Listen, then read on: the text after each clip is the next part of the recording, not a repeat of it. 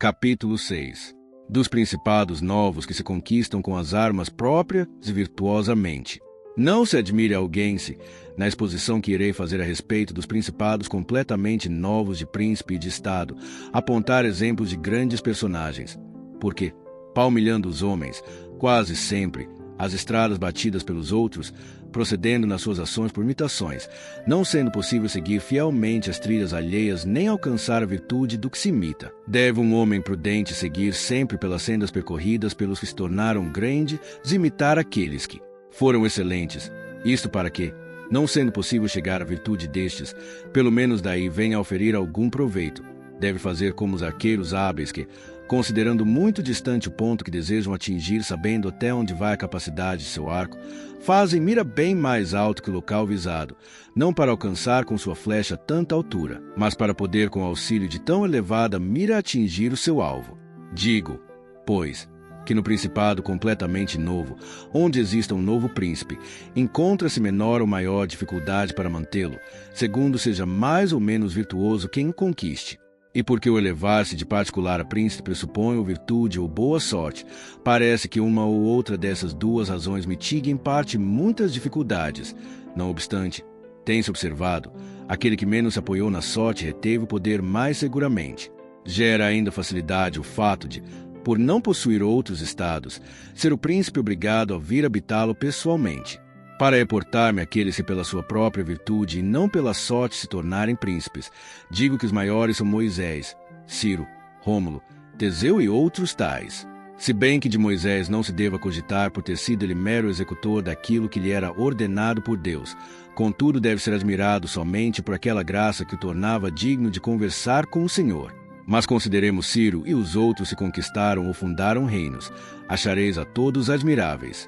E se forem consideradas suas ações e ordens particulares, estas parecerão não discrepantes daquelas de Moisés, que teve tão grande preceptor. E, examinando as ações e a vida dos mesmos, não se vê que eles tivessem algo de sorte senão a ocasião, que lhes forneceu meios para poder adaptar as coisas à forma que melhor lhes aprouve. E, sem aquela oportunidade, o seu valor pessoal ter-se-ia apagado e sem essa virtude a ocasião teria surgido em vão. Era necessário, pois, a Moisés encontrar o povo de Israel no Egito, escravizado e oprimido pelos egípcios, a fim de que aquele, para libertar-se da escravidão, se dispusesse a segui-lo. Convinha que Rômulo não pudesse ser mantido em Alba, fosse exposto ao nascer, para que se tornasse rei de Roma e fundador daquela pátria. Era preciso que Ciro encontrasse os persas descontentes do império dos Medas, e estes estivessem amolecidos e efeminados pela prolongada paz. Não poderia Teseu demonstrar sua virtude se não encontrasse os atenienses dispersos. Essas oportunidades, portanto, fizeram esses homens felizes, e sua excelente capacidade fez com que aquela ocasião fosse conhecida de cada um. Em consequência, sua pátria foi nobilitada e tornou-se felicíssima. Os que, por suas virtudes, semelhantes às que aqueles tiveram, tornam-se príncipes, conquistam o principado com dificuldade, mas com facilidade conservam. E os obstáculos que se lhes apresentam no conquistar o principado, em parte nascem das novas disposições e sistemas de governo que são forçados a introduzir para fundar o seu Estado e estabelecer a sua segurança. Deve-se considerar não haver coisa mais difícil para cuidar, nem mais duvidosa a conseguir, nem mais perigosa de manejar, que tornar-se chefe e introduzir novas ordens. Isso porque o introdutor tem por inimigos todos aqueles que obtinham vantagens com as velhas instituições, se encontra fracos defensores naqueles que das novas ordens se beneficiam.